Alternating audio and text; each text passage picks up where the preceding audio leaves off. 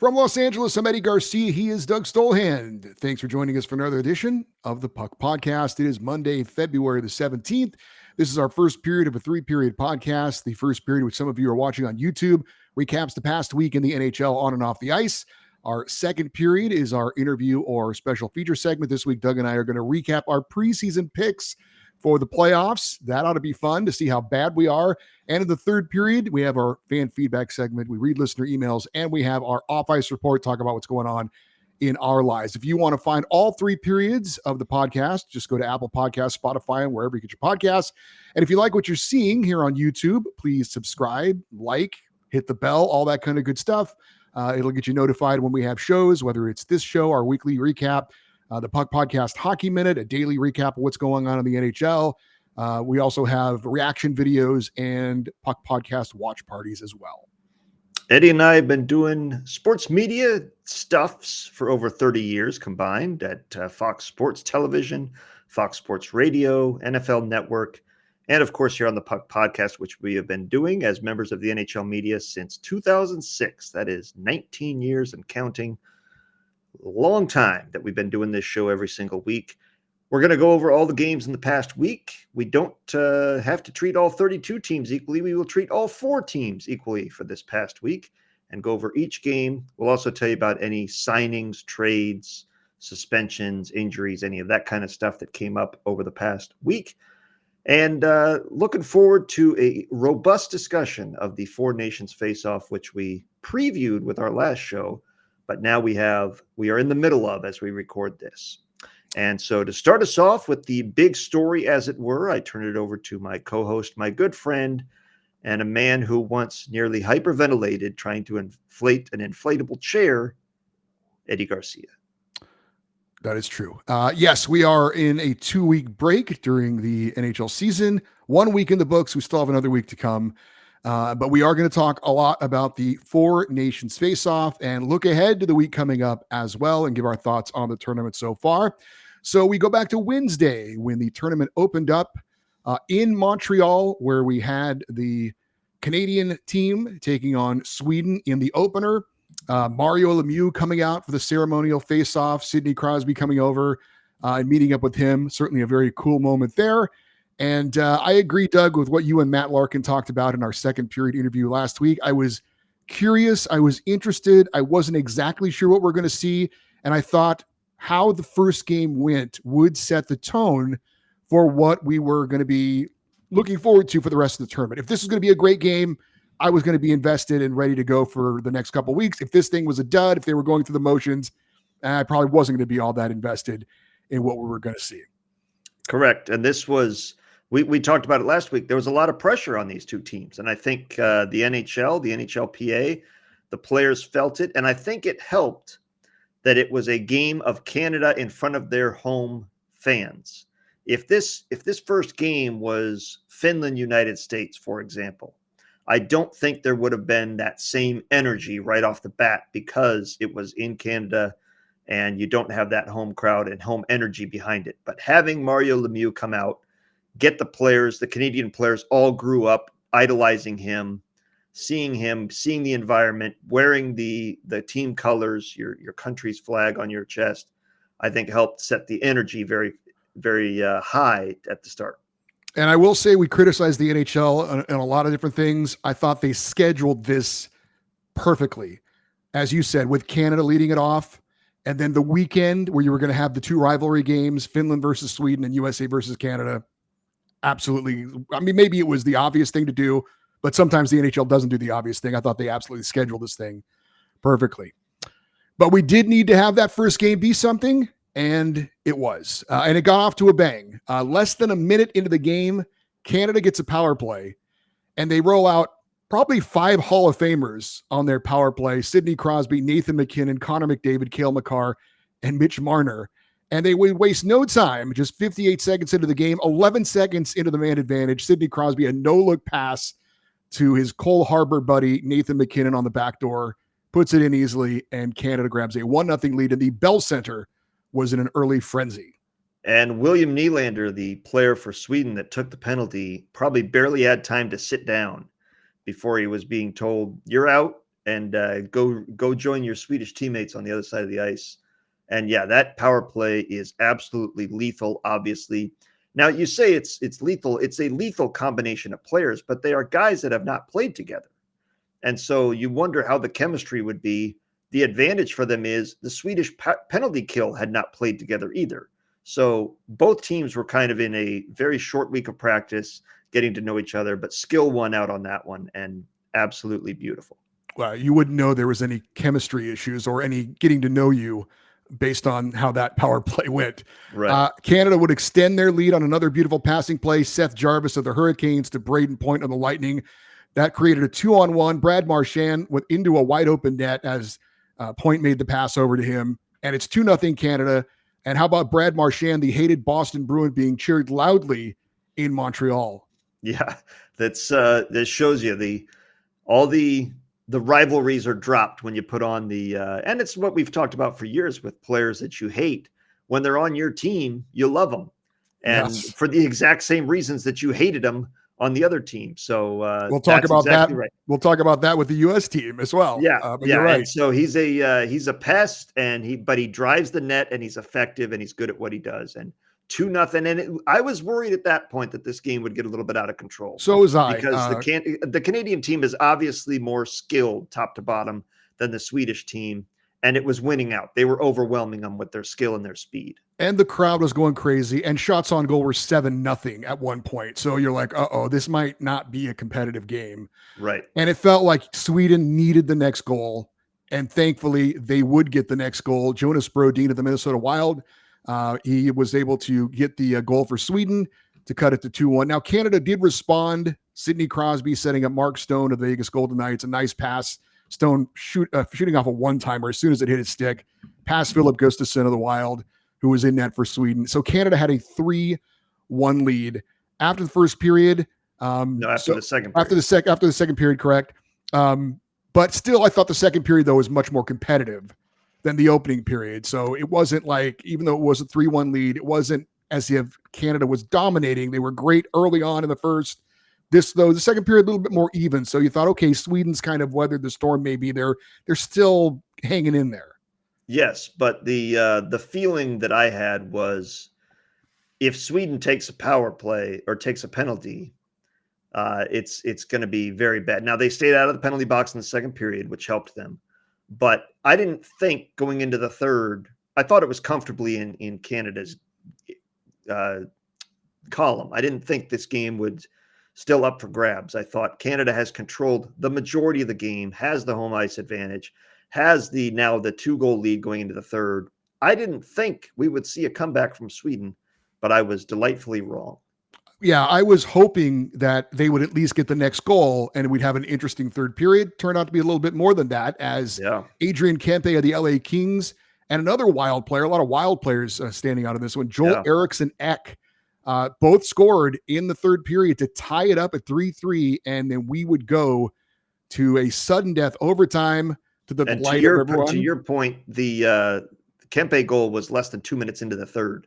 So not only did they get that first goal, that next goal, but they did it with plenty of time left to get a second goal. And then Eriksson X was with 9 minutes into the third. So them tying that game completely changed the tone. And the Bell Center was suddenly very nervous that they might see a collapse and a regulation loss. But into overtime we went. And it was a 10-minute overtime, not your typical 5-minute overtime that we see in the NHL regular season. But it would be Canada prevailing. Mitch Marner of the Maple Leafs snapping off a beautiful wrist shot to end the game and give Canada a thrilling 4-3 victory, much to the delight of the fans in Montreal, even though it was a Leaf scoring the overtime game winner. Sidney Crosby had the primary assist on all 3 goals as he continues his stellar play for Canada internationally. He was named the number 1 star of the game.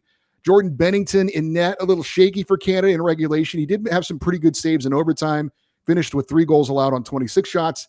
Philip Gustafsson took the loss in net for Sweden, allowed 4 goals on 28 shots. He was the better goalie, though, I thought, throughout, because he saw some tougher opportunities that he had to make a save on. But Canada gets 2 points for the overtime win. Sweden gets 1 point for the overtime loss. And as we said, Doug, this was a game to set the tone for the tournament. I thought it was a terrific hockey game. I was like, all right, let's go. I like this. Let's see what else the tournament holds going forward. Yeah, it was if you were wondering what are we going to see, I think the confirmation I got from this was the players care. Yeah. There was a lot of effort there, and there was I forget who it was, but somebody got cross-checked by Nathan McKinnon. It was Rasmus Dahlin. Yeah, and then turned around and just dumped him on his ass. Yeah. Like, what the hell, man? So when I saw that, I was like, okay, these guys are not holding anything back as far as the physicality. And in fact, are probably going a little bit too far for my liking because I don't want to see anybody get hurt. Because as much as entertaining as these games are, they don't matter in the grand scheme of things. These are not what the teams are getting paid for. But you can't tell these players they don't matter because they're representing their country in front of their country. So Canada very much wanted to win this game. Beautiful play. The 3-on-3 for 10 minutes. I think the NHL should adapt immediately next season. It was fantastic, especially when you have the talent and the Canada was rolling over the boards. Yeah. I mean, McKinnon 3-on-3 and McDavid are just absurd. All that open ice, they're just cheat code. And I thought the move by Crosby in overtime, he went into the zone and then dropped it back out of the zone and then turned and went off the ice. So it was like kind of a little bit of a discombobulating entry of, wait a minute, is he onside? Who's onside? And then Marner had all the space and momentum, went right down the middle, snapped off the wrist shot, beat him clean. But yeah, that, if you were wondering about the tournament, as many of us were, this confirmed that this is going to be a very competitive and hard-fought tournament. And it set it made me excited for the next game, because if this was not what we saw, I might not have watched many of the other games, but this was like, okay, this was very good hockey. And the fact that it was a competitive overtime game with an exciting game winner, we didn't have to go to a shootout or get a tie. Very fun. Yeah, I totally agree. And I'm happy that the effort was there. I'm happy the physical play was there. But as we've said, you can't have that without potentially having the flip side of the coin. And we saw that when Adrian Kempe of Sweden put what I thought was a routine hit on Canadian defenseman Shea Theodore of the Vegas Golden Knights. But he went in shoulder, arm first into the glass. He immediately left, didn't return, has subsequently been ruled out for the rest of the tournament. And the Vegas Golden Knights have listed him as week to week. So our first injury, we got it in that first game with Shea Theodore going down.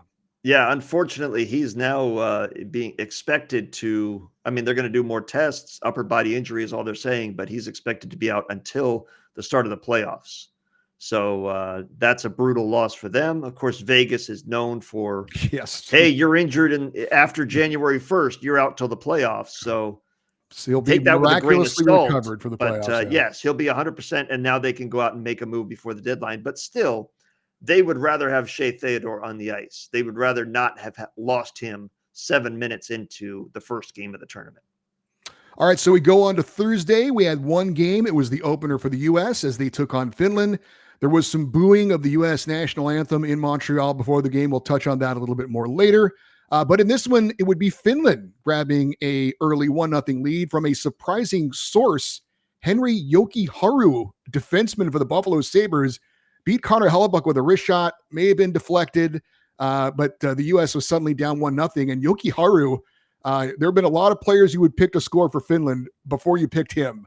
1 goal in 39 games this season for the Sabres, 17 career goals in 7 NHL seasons. So not there for his offense, but if you're shooting, you're dangerous. And he was able to get Finland on the board with their first goal of the tournament. And I thought that was huge because Finland, of all 4 teams, is by far the least talented from top to bottom, especially on the blue line.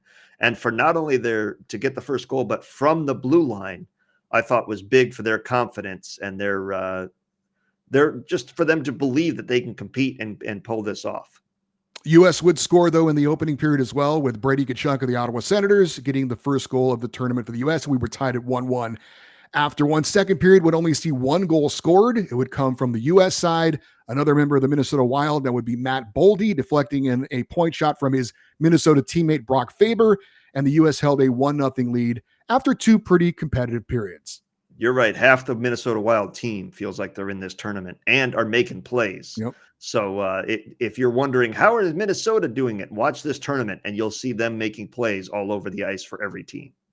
U.S. would then blow it open, though, in the third period with 4 unanswered goals. Matthew Tkachuk of the Panthers would score on the power play to make it 3-1. Jake Gensel of the Lightning made it 4-1. Brady Tkachuk gets his second of the game to make it 5-1. And then Matthew Tkachuk finishes it off with another power play goal, his second of the game.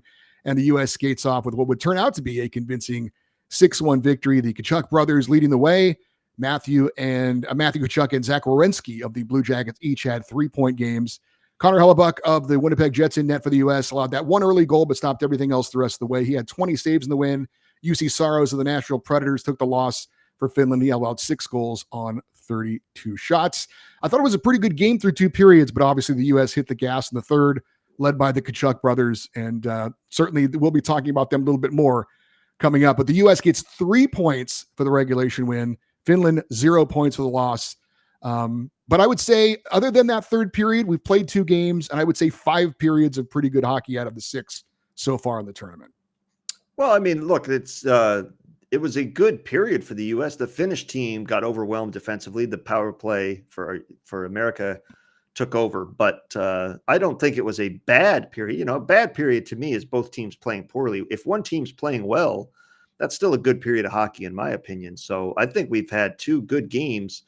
And it was in doubt going into the third period, 2-1. And I was very surprised when I saw the United States only up 2-1 going into the third. I was a little nervous for the United States because I thought you got to win this game. And Finland hanging around, the longer you leave them in, the longer they're going to have confidence. The third period started with 2 goals in 26 seconds from the United States. So where it was in doubt going into the third, by the time 30 seconds had passed, it's a 4-1 lead, and the game was over at that point. So at that point, it became a little bit of a mess. But Brady Tkachuk and Matthew Tkachuk, each with 2 goals, and the United States team, the forward depth and skill really showed in this game. All right, so we move ahead to Saturday, 2 games, very highly anticipated day of hockey with 2 big matchups. We'll start with what was the appetizer, at least supposedly, but don't tell that to the fans in Sweden and Finland, a Nordic grudge match between those 2 neighboring nations. And Sweden would strike first in this one with Mika Zibanejad of the New York Rangers scoring his first goal of the tournament to make it 1-0 Sweden.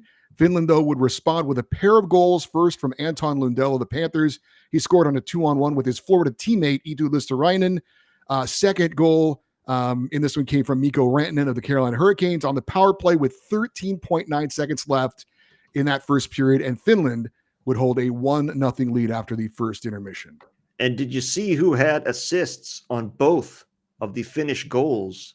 Patrick Laine, a man that started his career with Montreal this year with no assists.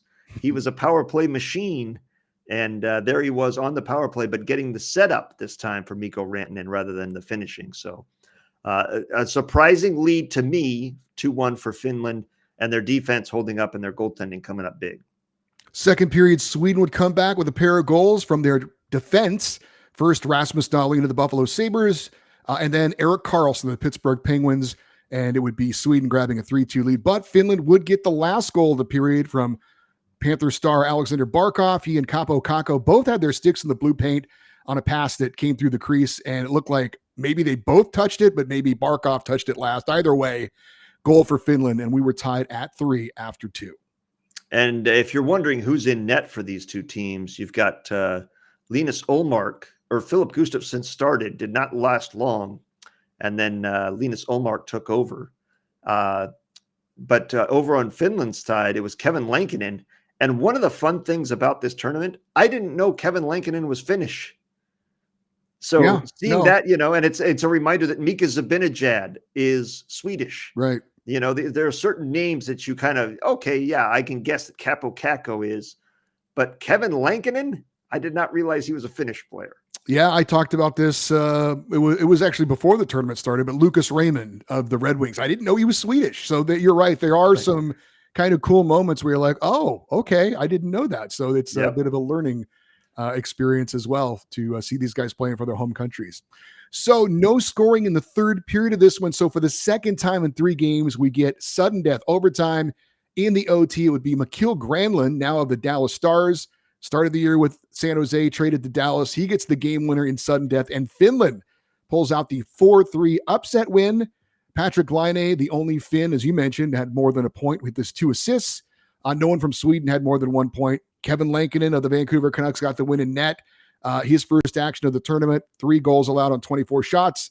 You mentioned Philip Gustafsson leaving this game with an injury. He allowed 2 goals on 4 shots, and then Linus Ullmark went the rest of the way, allowing 2 goals on 17 shots. So Finland gets 2 points for the overtime win. Sweden gets 1 point for the overtime loss, their second overtime loss in as many games. And this was another great, intense, hard-fought, passionate hockey game. Yeah, this is, if you're, like you said, it's the appetizer for us in North America. But globally, this is just as much a rivalry, and probably more so. It goes back farther than the USA-Canada, only because Sweden and Finland have been rivals for so long in everything. I think somewhat friendly rivals, but there's also a bitterness there. And this was a game that, again, you could tell they wanted to win. And Finland, I felt great for them because of the 6-1 loss, coming back and getting a win. They get the point system: 3 points for a regulation win, 2 points for an overtime win, 1 point for an overtime loss, no points for a regulation loss. So when you sort it all out through these 3 games, United States had 3 points, Canada had 2 points, Sweden had 2 points, Finland had 2 points, and it was set up. It was very nice. Everybody had shown themselves well. Everybody was still in it. And then we had the main event, as it were, in North America in the nightcap. Yeah, you're right. Not surprising that a lot of people think that this was a tune-up for what will be the championship game. We don't know about that, but USA-Canada, we could see it again coming up here on Thursday. But the question was, would it live up to the hype? We've had, really 3 solid games, 2 of them great games. And then we talked about the USA Finland game, 2 good periods, and they got away in the third period. So it's been a great tournament so far, but this was the one everyone was looking forward to. And you're like, okay, is it going to live up to the hype? And we'll get to how it started in a second. But going into this game for Canada, we told you Shea Theodore got hurt on the hit by Adrian Kempe. So Travis Sanheim of the Flyers was in the lineup for him. And Cale Makar did not play in this game because of an illness for Canada. So 2 of their original blue liners out of this game. And obviously Cale Makar is a headliner. So that is a huge loss for Canada. Thomas Harley, who apparently was getting ready to go on vacation to Mexico, was asked if he would call those plans off and join the team from the Dallas Stars. He said yes. So he at first, I think he just thought he was going to be the emergency, in case of emergency break glass guy. But then when Makar gets sick, he suddenly goes from getting ready to go to Mexico to in the lineup for Canada. Right. And a little bit of, I don't want to say controversy because it's the rules of the tournament, but Thomas Harley, born and raised in Syracuse, New York. Now, his parents are Canadian, but born and raised in America, and is playing for Canada because he had dual citizenship. I'm not a big fan of that. I see it all the time in the Olympics, but I'm always of the idea that if you're born in a country and raised in a country, that's your country. So if your parents are Canadian, let your parents go play. Let Mr. Harley get out there and play for him. There's got to be somebody else that is born and raised in Canada that is a defenseman that was available to play, in my opinion.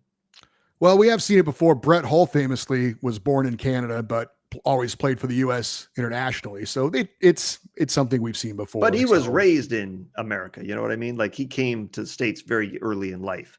It's I don't know. It's just one of those things that I see. I'm like, wait a minute. I didn't realize Thomas Harley was Canadian. I've always thought he was an American. But anyway, it's a tough situation to be put into, not only to join the tournament midstream, but to join an intense game like this, having had no practice.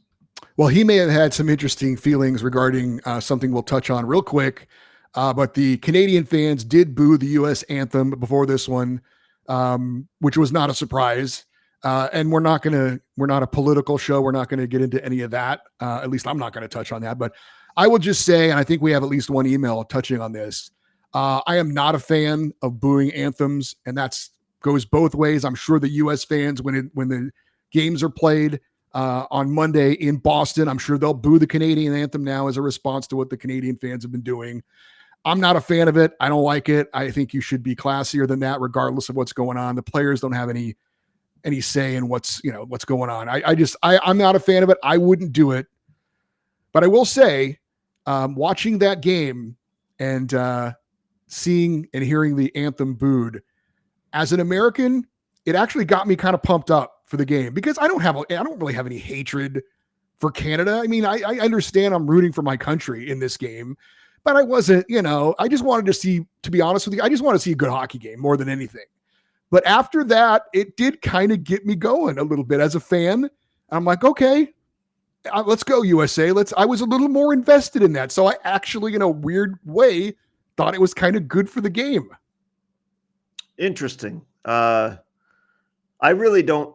I'm with you. I don't have a rooting interest in this because it's not the Olympics. It's a manufactured. Like next year, I will be rooting for the USA. In this tournament, I'm just rooting for good games. I just want to see good competition. And I don't care if Finland wins the tournament or Sweden.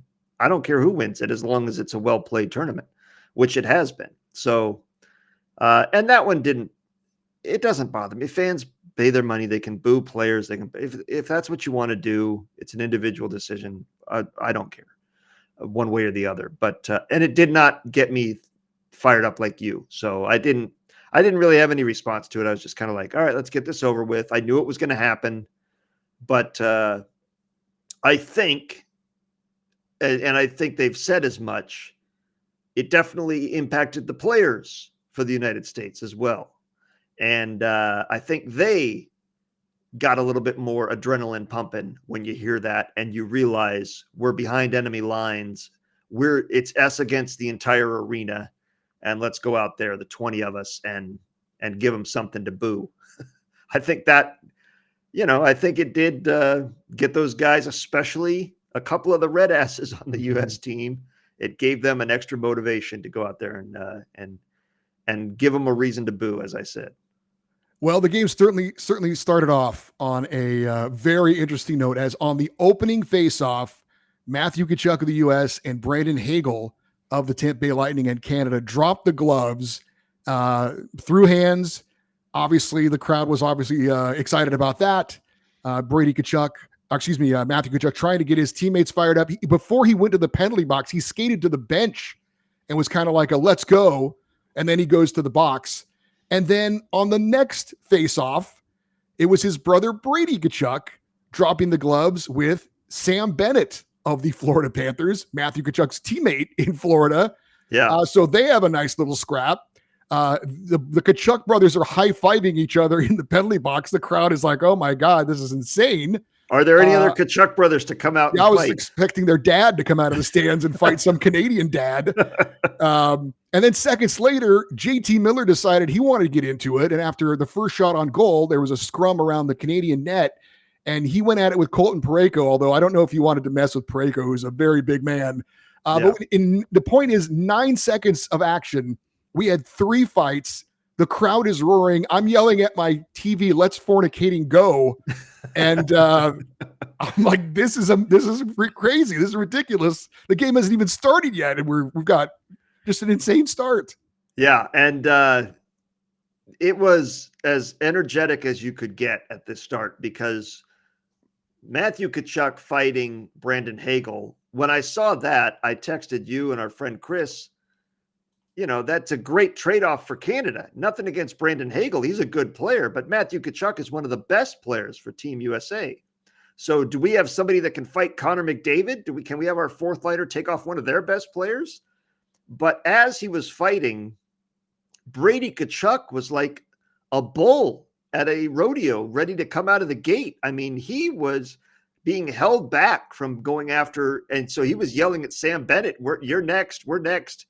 And Sam was a willing combatant. And I don't know if Sam wanted to fight and he wasn't going to fight his teammate.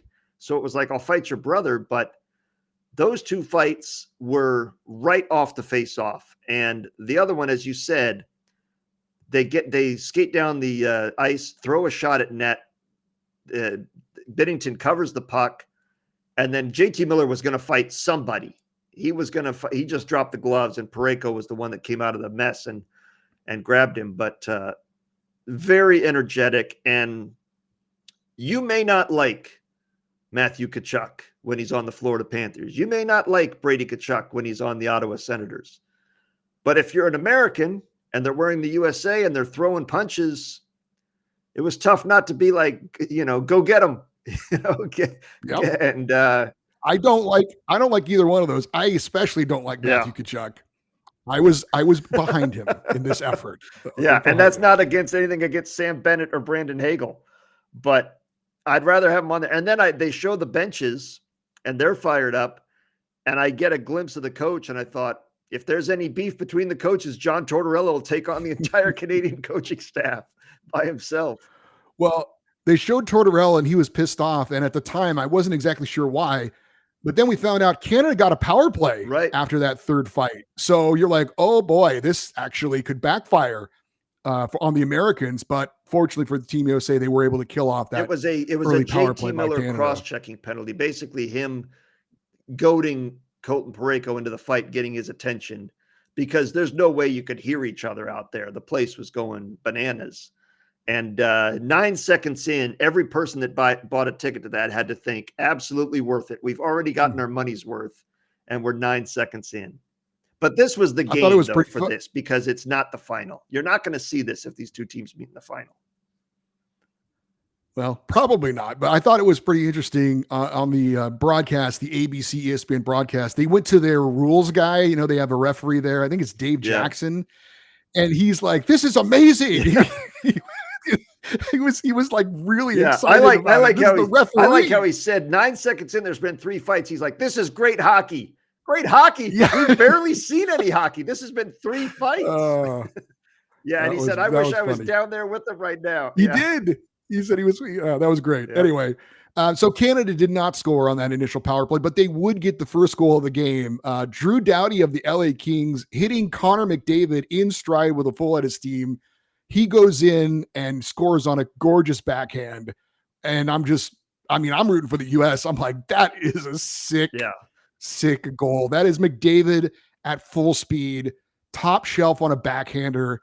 And I'm just like, God, that's just an amazing goal. That's classic Connor McDavid against some pretty good competition. By the way, he skated right past Charlie McAvoy. McAvoy could not keep pace with him. And then Connor Hellebuck in net, he stick handled right past him and lifted the puck top shelf backhand at full speed.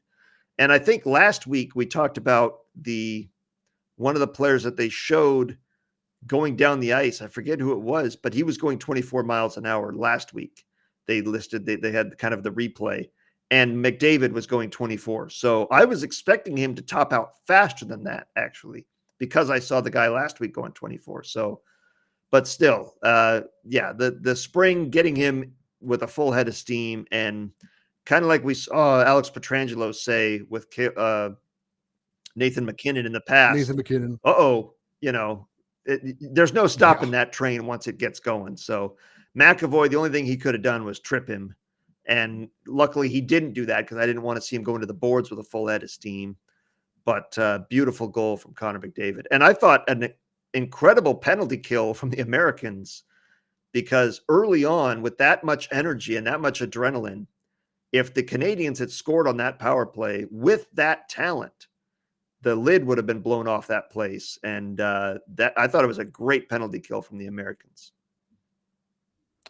It was, but McDavid certainly blew the lid off a little bit. And like I said, that goal was sick. And then the U.S. would respond with a sick goal of their own, but not the same kind of sick. Jay Gensel scored on a wrist shot that Jordan Bennington probably should have stopped. Gensel's a great goal scorer, but I think Bennington felt sick after he let that one beat him 5-hole. We'd be tied 1-1 after. Well, we got to give it up to Jack Eichel with the absolutely beautiful elevated pass over the stick of the defenseman. It was a 2-on-2. It was not a 2-on-1. And I'm trying to remember who the defenseman back was. Let me see if I can look that up real quick. It was a Canadian, and I'm trying to see who. Good Yeah, I'm trying call. to see who wears number 13 for the Canadians. I can't see it here, but Sam Reinhart. So it was not a defenseman, but he was back defensively. And Eichel lifted the puck, a little saucer pass right over his stick, landed flat for Gensel. Beautiful ice, by the way. The surface was perfect conditions. Landed flat, wrist shot. But yeah, Jordan Binnington, it was soft. It was a soft goal. It's one of those that, it wasn't awful, but you're looking right at the guy. It's a wrist shot. It just flat out beat him 5-hole, and it sucked the air out of the place and gave the Americans some momentum to make it 1-1. Into the second period, only one goal would be scored. That would be the U.S. taking advantage of a Canadian miscue.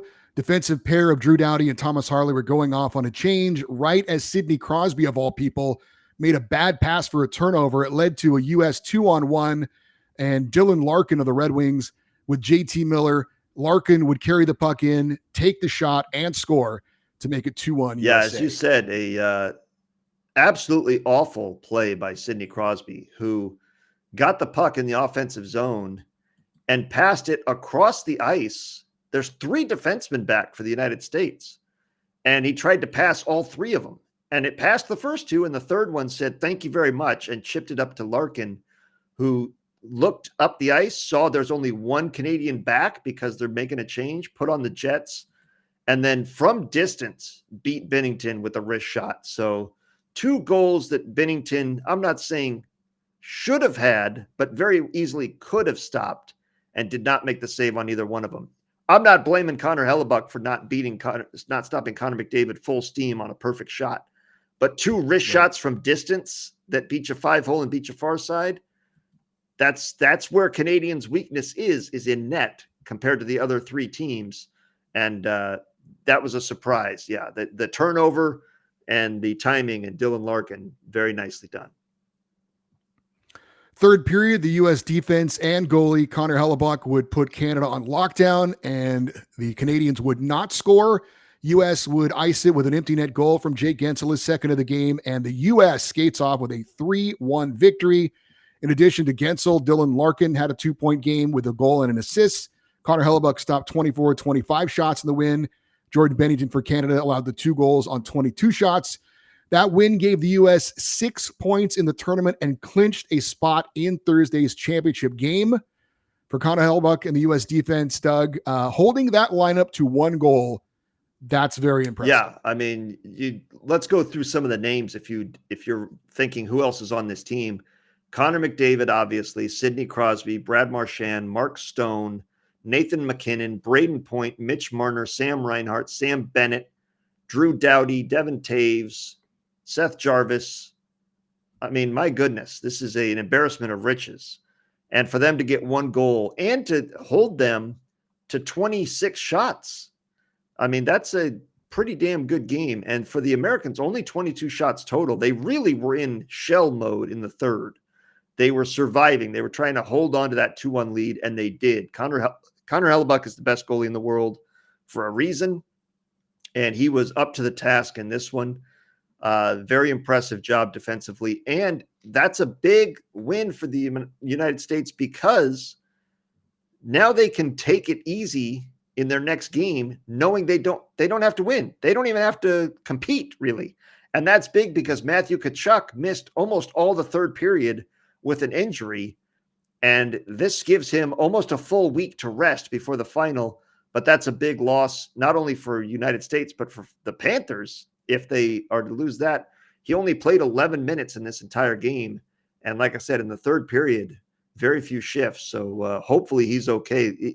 He didn't have to go back to the locker room. He sat on the bench for the rest of the third period, but he was not active after a shift, and it looked like a lower body injury.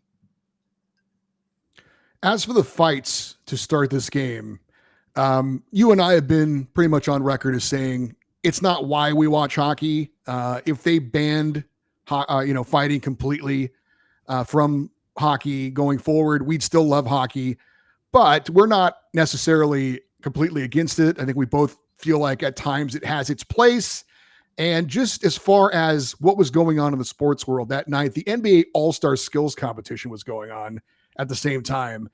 And social media was blowing up because of this game and how it was starting. And people that normally don't take note of hockey were taking note of this. Now, everybody said after the fact, this wasn't planned. The guys on the U.S. squad said they didn't know Matthew Tkachuk was going to do that. He apparently decided, I'm going to ask Brandon Hagel, and if he says yes, we're going to go. And Hagel said yes. So I'm not saying there was any kind of premeditated thing here. I don't even know how the NHL necessarily feels about having 3 fights in 9 seconds to start this marquee game.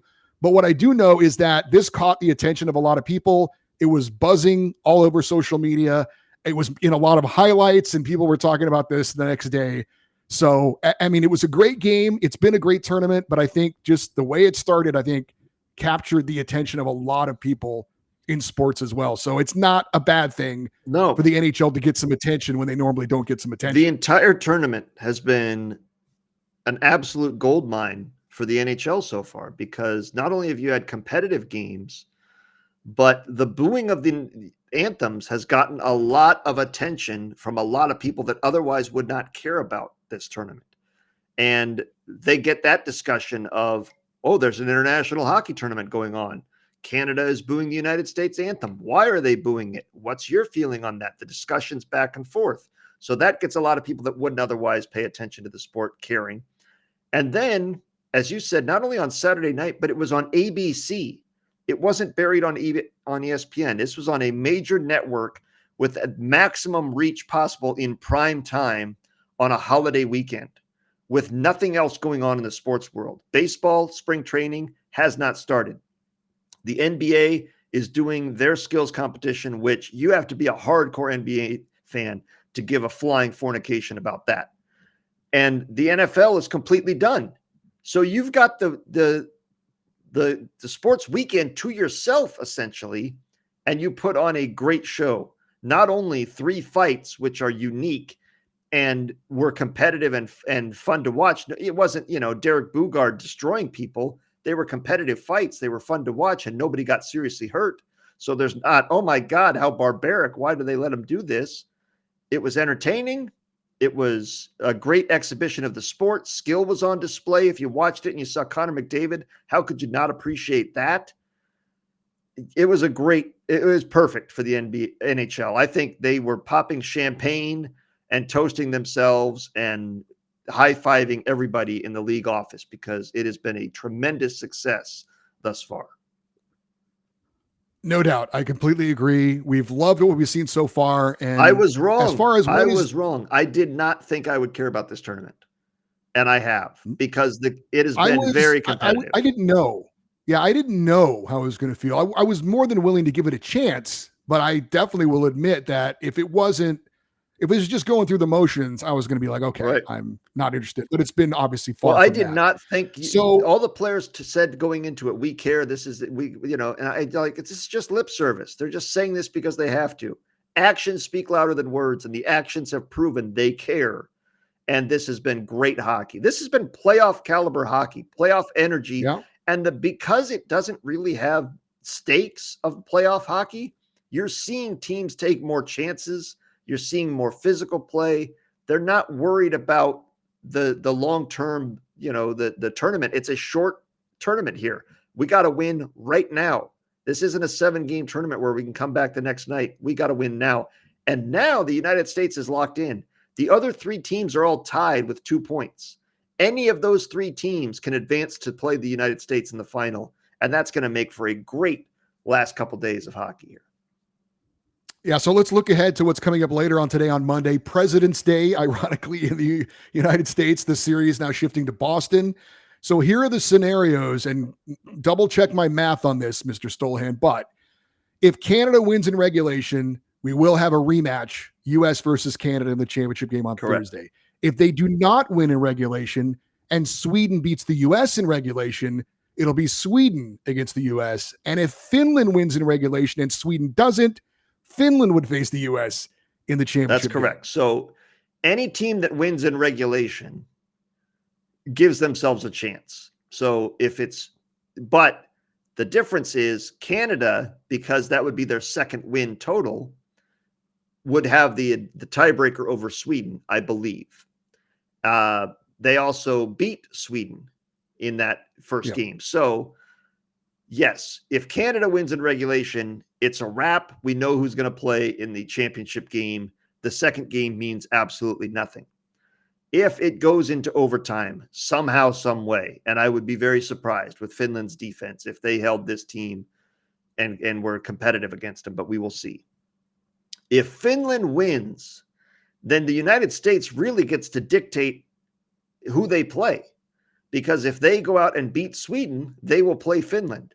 If they lay back and say, take it, you can take this one, Sweden, they will have a Sweden rematch in the final. So all three teams are still alive, but Finland needs the most help.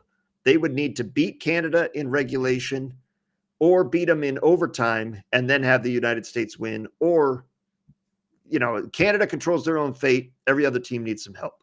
But I'm looking forward to it. And I think we will see a rematch, Canada versus the United States in the final, this time with Cale Makar in the lineup. We think. But the first game on Monday is Canada versus Finland. That's at 1:00 Eastern time. And these games are now in Boston. So right. We will see what the response is for the Canadian anthem. Oh, I think we know what it's going to be. And also we've got Sweden, USA. That's an 8:00 Eastern time start on Monday. So, and the U.S., of course, it'll be interesting to see because they don't have anything to play for. I can't imagine Matthew Tkachuk's going to play in this game. I don't know that they would sit anyone else necessarily. Maybe if somebody's got some bumps and bruises, I suppose. I'd imagine that Connor Hellebuck will go ahead and play in this game. I don't think there's any real advantage to sitting him at this point. I would not. I would not play him. I would play Jake Ottinger for two reasons. One, you don't want to injure Connor Hellebuck for any reason, and two, Jake Ottinger deserves to play in this tournament. He deserves to get at least one game. This is the game. This is senior night. Who hasn't played yet? Get everybody in the lineup. Jeremy Swayman, in fact, you're the backup, and you may see some ice time. Chris Kreider, you're in the lineup. Jake Sanderson, you're in the lineup. Everybody gets to play at least one game in this tournament, and this game is the perfect example or the perfect opportunity because it does not matter in the standings, but you still get to go out and play. You talk about not playing Connor Hellebuck. That's fine. If you're Canada, if you're John Cooper, are you starting Jordan Bennington? The backup goalie is Aiden Hill. Your third goalie is Sam Montembeault. Are you going to put somebody else in this obviously must-win regulation game for Canada? Yes. If I'm John Cooper, then I tell Jordan Bennington, you've had your two games. We're going to give Aiden Hill a start. And then I'll make up my mind. Wink. It's going to be Aiden Hill in the final. If I'm John Cooper, if we win and we advance to the championship, I'm giving the United States a different look in net because we know the United States is going to have Hellebuck in net, but give them a different look. And after the game Bennington had, I don't want to say he cost him the game, but if he makes either of the two saves, it's a tie game at worst going into the third. And if he makes both of them, Canada's got the lead. So, yeah, I would say it's Aiden Hill's net from now on if I'm John Cooper. And by the way, Cale Makar did skate on Sunday. There was not a formal practice, but there was the informal kind of skate, and he was a part of it. So it is looking good for him probably to play in that game on Monday for Canada. Obviously, that's a big addition. I don't think he needs to. If he's still sick, I would not push it. I don't think they need to be at full strength to beat Finland. I think they can miss Cale Makar and still beat Finland pretty handily with their talent. Do you take that chance though? If he can play, yeah, I would. And it doesn't turn out the right way. If he's 100%, if he's very close, I would say yes, he's good. But if he's still sick, I would rather him be ready for the final for sure. Well, it's been fantastic. I've really enjoyed it. Certainly, it sounds like you have as well. Obviously, I would love to see another U.S.-Canada matchup. I think we are going to see that, but we'll see. But it's been a fun tournament. I've really enjoyed it. And like you said, the NHL has got to be just over the moon thrilled with what they've put on display, what the players have done for them, and how everything has gone so far. The only negative to this, and it's down the road negative, is obviously the injuries are no good, but we knew that was a risk going in. The negative is next year is the Olympics, and we're all excited about that, and they're advertising that in these games. So that's great. The year after that, in 2027, the NHL is scheduled to go back to the All-Star game. And having seen this, and now having the Olympics next year, 2 years from now, when they go to the All-Star game, people are going to be like, what in the hell is this? Why are we not having another Four Nations face-off? I don't want to see guys go through the motions. I don't care about this. I want to see best on best international. So they may have to rethink the way they do this and say, maybe we go to a Four Nations tournament every non-Olympic year, because this is, and I think it would make the league a lot more money. This is 6 games or whatever it is of sold out arenas that the NHL and NHLPA controls. The TV networks would love it. The fans would love it. The players would love it. I don't see the negative to doing this every non-Olympic year. Maybe they do. Maybe they just didn't want to commit to saying something like that until they saw how it went. Now that it's successful, they'd be yeah. like, listen up, folks. But they're going to do this World Cup of Hockey thing every 2 years. Well, too. I mean, that's basically what this is. It's just going to include more teams. So, but that's not going to be mid-season again. I don't think. I think it is. I think it is. The World Cup of Hockey? Yeah, I think it's pretty much the same thing. But there's more teams going to be involved. So. Well, that's a bigger break. Anyway, it's a problem for another day on this show. This has been wildly successful. It has far exceeded my expectations. I was wrong about the players being competitive. And that's not the only time I was wrong. When we get to the second period, oh, baby, did my predictions stink.